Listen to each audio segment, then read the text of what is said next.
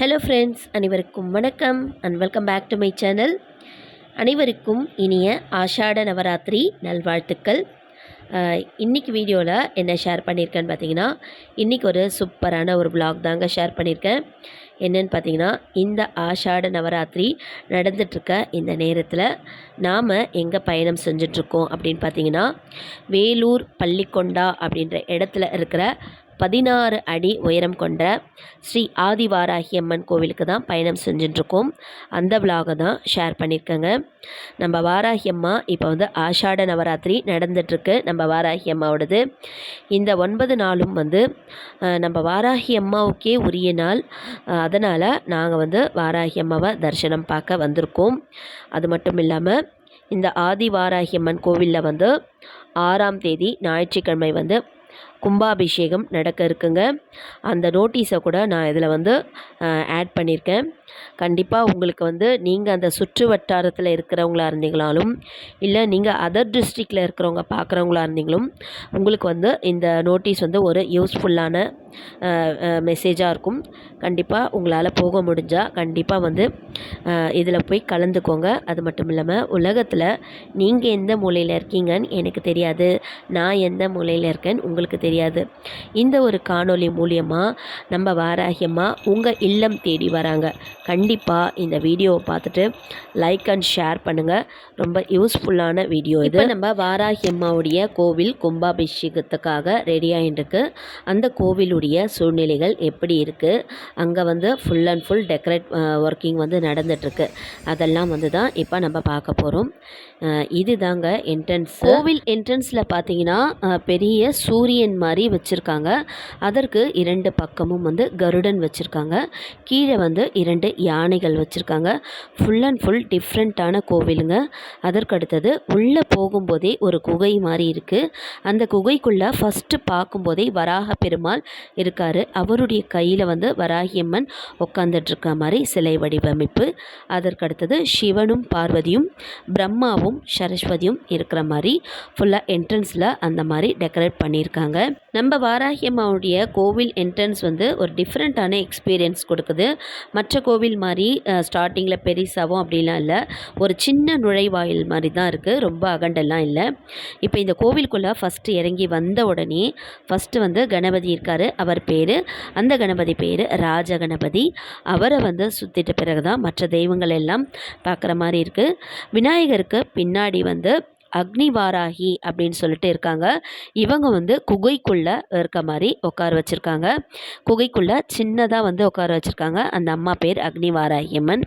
இந்த அம்மனை வணங்கிட்டு தான் அதற்கு அடுத்தது வந்து விநாயகருக்கு முன்னாடி யாக குண்டம் மாதிரி வச்சுருக்காங்க. அந்த குண்டத்தில் வந்து தேங்காயை வாங்கி தலையை சுற்றி எல்லாருமே வந்து அந்த குண்டத்தில் உடைச்சிட்டு போகிறாங்க. கும்பாபிஷேகத்துக்காக யாக குண்டங்கள் நிறைய கட்டி வச்சுருக்காங்க. கோவில் பார்த்திங்கன்னா பெரிய அகண்ட இடம். சுற்றுப்புற சூழல் பார்த்திங்கன்னா இயற்கை வளம் நிறைந்ததாக இருக்குது. நிறைய தென்னை மரங்கள் தான் அதிகமாக இருக்குது. மலைப்பகுதி. நல்ல ஒரு பீஸ்ஃபுல்லான மைண்டுக்கே வந்து ஒரு ரிலாக்ஸேஷனாக இருக்குங்க இந்த கோவிலுக்கு போனோம்னா. கணபதிக்கு வலப்புறம் வந்து 10 தலை கொண்ட நாகம் வந்து அமைச்சு வச்சுருக்காங்க. ஏன்னா மற்ற கோவில்களில் 5 தலை நாகம் தான் இருக்கும். இந்த கோவிலில் அதுவும் ஒரு வித்தியாசமாக இருக்குங்க. ரொம்ப இந்த நாகமும் ரொம்ப பெரிய உருவமாக தான் இருக்குது. அதில் மட்டும் இல்லாமல் பெண்கள் வந்து நடந்து ஏறி போயிட்டு நாகத்துக்கு மேலே மஞ்சள் குங்குமம் போடுற மாதிரியும் இடம் அமைச்சு வச்சுருக்காங்க. எல்லா பெண்களும் வந்து நாகத்துக்கு மேலேயே மஞ்சள் குங்குமம் கொட்டியிருக்காங்க. அவ்வளோ ஒரு ரொம்ப சூப்பராக இருக்குது. அதற்கு அடுத்தது நாகத்துக்கு சைடு வாக்கில் பார்த்தோம்னா நிறைய சித்தர்களுடைய உருவச்சிலை வந்து அமைச்சு வச்சுருக்காங்க. ராகவேந்தர் சுவாமிகள், அகத்தியர் சுவாமிகள், சித்தர் பாபா சுவாமிகள் எல்லாமே சித்தர் தான். ஃபுல் அண்ட் ஃபுல் சித்தரை வந்து உட்கார வச்சுருக்காங்க. அந்த சித்தர் எல்லாம் பார்த்து முடிச்சுட்டு தான் அதற்கு அடுத்தது நாம் வந்து பார்க்க போகிறது ஜலவாராகி அம்மனும் 16 அடி உயரம் கொண்ட ஆதிவாராகி அம்மனும் பார்க்க போகிறோம். இதோட ப்ராசஸ் என்ன அப்படின்னு பார்த்தீங்கன்னா, ஜலவாராகி அம்மன் இருக்காங்க இல்லையா, அந்த ஜலவாராகி அம்மனுக்கு நாம் வந்து கைகளால் மஞ்சள் அரைச்சி கொடுக்கலாங்க. அதற்கடுத்தது ஒவ்வொரு யாகமும் இங்கே நடக்குதுங்க. பௌர்ணமி அப்போ, ஜலவாராகி அம்மன் யாகம், இந்த மாதிரின்னு சொல்லிட்டு நிறைய போர்ட்ஸ் வந்து போட்டிருக்காங்க. அந்த கிளிப்ஸையும் வந்து நான் இதில் ஆட் பண்ணியிருக்கேன் பாருங்கள். அதுவும் உங்களுக்கு யூஸ்ஃபுல்லாக இருக்கும். இங்கே அனைத்து வகையான யாகங்களும் இங்கே வந்து எழுதியிருக்காங்க. அந்தந்த நாளில் வந்து நீங்கள் வந்து வேணும்னா நீங்கள் கேட்டு தெரிஞ்சுக்கலாம். அடுத்தது பார்த்திங்கன்னா, இந்த கோவிலில் ரொம்ப ரொம்ப முக்கியமானது ஜலவாராகி அம்மன் வழிபாடு. ஜலவாராகி அம்மன் வழிபாடு எப்படி வழிபாடு செய்கிறாங்க அப்படின்னு பார்த்தீங்கன்னா, நீங்கள் வீடுகள்லேருந்தோ இல்லை இங்கே வந்து கூட நம்ம மஞ்சள் கிழங்கு வாங்கிக்கலாம். கிழங்கு மஞ்சள் வந்து ஒரு பாக்ஸ் வந்து 50 ரூபா அப்படின்னு சொல்லிட்டு விற்கிறாங்க. இல்லை நீங்கள் வீடுகள்லேருந்து வந்து எடுத்துகிட்டு வந்து கூட இங்கே அரைச்சி வந்து நீங்கள் அம்மனுக்கு வந்து அப்ளை பண்ணி விட்டுக்கலாம். இங்கே வந்து என்ன ப்ராசஸ் பார்த்திங்கன்னா, ஜலவாராகி அம்மன் கிட்ட நம்ம வந்து மஞ்சள் கிழங்கு அரைச்சி தடவுனோம்னா தொழில் வியாபாரம் முன்னேற்றம், எதிரிகள் தொல்லை நீங்கும், எந்த ஒரு துஷ்ட சக்திகள் அண்டாது, கண்டிருஷ்டி படாது, நம்ம வாழ்க்கை எப்பொழுதும் வந்து சுபீட்சமாகவும் மங்களகரமாகவும் இருக்கிறதுக்கு மஞ்சள் அரைச்சி தடவுறோம். எந்த ஒரு துஷ்டர்கள் நம்மளை கண்டா கூட தூர துரத்தி ஓடிடுவாங்க.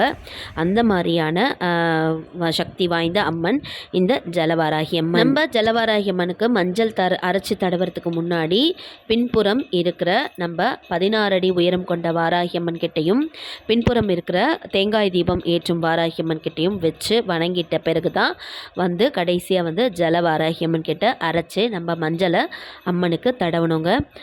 இதுதாங்க ஜலவாராகி அம்மனுடைய ப்ராசஸ். அதற்கு அடுத்தது பார்த்திங்கன்னா, இதுதான் கோவில்.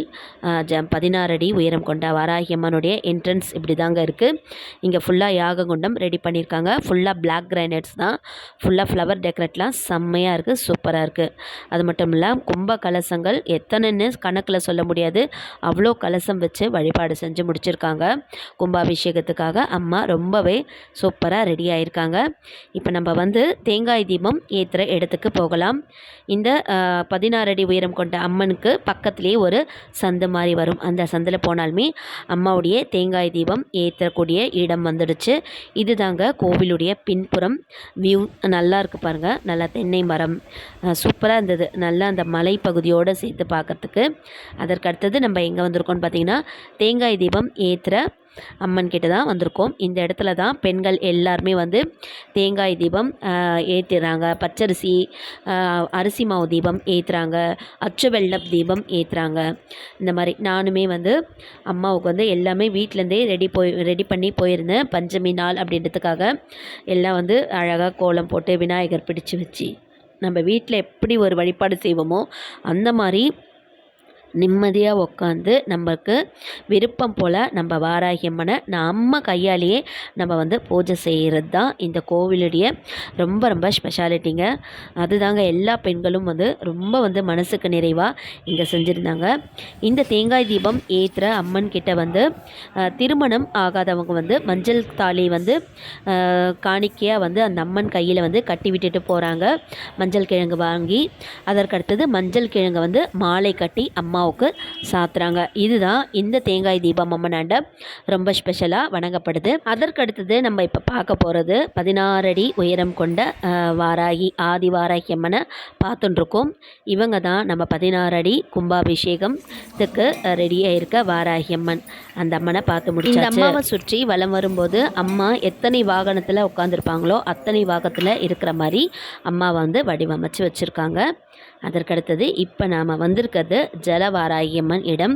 இது தாங்க அம்மிக்கல். ஃபுல்லாக வந்து லேடிஸ் அண்ட் ஜென்ட்ஸ் யார் வேணாலும் நம்ம வந்து அரைச்சி தடவலாம். அந்த இடம் தான் இது. நம்ம ஜலவாராகி அம்மனை எப்படி வழிபாடு செய்கிறாங்கன்னு பார்த்தீங்கன்னா, மஞ்சளை வந்து நல்லா அரைச்சி முடிச்சுட்டு அந்த பாக்ஸில் எடுத்து வச்சுட்டு கொஞ்சம் போல் மஞ்சளில் வந்து விநாயகர் பிடிச்சு வச்சுட்டு அருகம்புல் இருக்குமாங்க, அதையுமே எடுத்து வச்சுட்டு நீங்கள் வந்து என்ன கோரிக்கை வைக்கிறீங்களோ அந்த அம்மிக்கல் முன்னாடி அந்த விநாயகர் கிட்ட வந்து சொல்லிவிட்டு அந்த மஞ்சள் மஞ்சளை வந்து வணங்கிட்டு எடுத்துகிட்டு வந்து தான் ஜலவாராகி அம்மனுக்கு வந்து 3 குடம் தண்ணி ஊற்றுறாங்க. 3 குடம் தண்ணி ஊற்றின பிறகு தான் நாம் வந்து மஞ்சளை வந்து அம்மாவுடைய நெற்றியில், கன்னப்பகுதியில், வயிற்று பகுதியில், உச்சி நெற்றி பகுதியில், பாதத்தில், இந்த மாதிரி நம்மளால் எங்கெல்லாம் வந்து தடவி வந்து செய்ய முடியுமோ அந்த இடத்துலலாம் வச்சுட்டு நீங்கள் வந்து பூ எடுத்துகிட்டு போயிருந்தாலும் அம்மாவுக்கு வந்து சாத்திட்டு அம்மாவுக்கு முன்னாடி நின்று நல்லா பிரார்த்தனை பண்ணிவிட்டு வழிபாடு செஞ்சுட்டு கடைசியாக வந்து அம்மனுடைய கன்னத்துலையோ இல்லை வயிற்றுல பகுதியில் இருக்கிற மஞ்சளையோ எடுத்து நாம் கொஞ்சம் வீட்டுக்கு எடுத்துகிட்டு வந்து நம்ம வீட்டில் வந்து தொழில் வளம் நல்லா பெறணும், குழந்தைங்களுக்கு திருமணம் ஆகணும், என்னெல்லாம் நம்மளுடைய குறை இருக்கோ அதை நினச்சிட்டு நம்ம வீட்டில் தெளித்து விட்டுக்கலாம். இல்லை நம்ம வைக்கிற மஞ்சள்லேயே வந்து தடவி விட்டுக்கலாம். இல்லை நம்ம வந்து பர்ஸ்லேயே கூட நம்ம மடித்து வச்சுக்கலாம். அது நம்மளுடைய விருப்பம். இந்த மாதிரி தாங்க ஜலவாராகி அம்மன் வழிபாடு அங்கே செஞ்சுட்டு வராங்க. எல்லாம் முடிச்சிட்ட பிறகு அம்மனை வந்து 3 முறை வந்து அந்த தண்ணியில் வந்து 3 முறை வலம் வந்து நம்ம வந்து பிரார்த்தனை வச்சுட்டு நம்ம வீடு திரும்பிடலாம். இதுதாங்க ஜலவாராகி அம்மனுடைய வழிபாட்டு முறை. இப்படி தான் அங்கே செஞ்சுட்டு இருக்காங்க. ஓகே ஃப்ரெண்ட்ஸ், இந்த ஆஷாட நவராத்திரியில் பஞ்சமி அன்னைக்கு நாங்களுமே போயிட்டு வாராகி அம்மாவுக்கு எல்லாமே வழிபாட்டு முறை செஞ்சுட்டு வந்தாச்சு. இந்த காணொளி மூலயமா அம்மா உங்கள் வீட்டுக்கும் வந்திருக்காங்க. நீங்களும் உங்களுடைய கோரிக்கையை அம்மா கிட்ட வச்சுக்கோங்க. எல்லாமே நல்லதே நடக்கும். நியாயமான கோரிக்கையை வச்சு வேண்டுதல் பண்ணிக்கோங்க. இந்த வீடியோ உங்களுக்கு பிடிச்சிருக்கும்னு நினைக்கிறேன். பிடிச்சிருந்தா மறக்காமல் சேனலை சப்ஸ்கிரைப் பண்ணிக்கோங்க. உங்களுக்கு நேரம் இருந்தால் அம்மாவுடைய கும்பாபிஷேகத்தில் போய் கலந்துக்கோங்க. இதோட நெக்ஸ்ட்டு சூப்பரான ஒரு vlogல மீட் பண்ணலாம். எல்லாம் என்னுடையதல்ல, அனைத்தும் அவளுடையதே. Thank you friends. Take care. பாய்.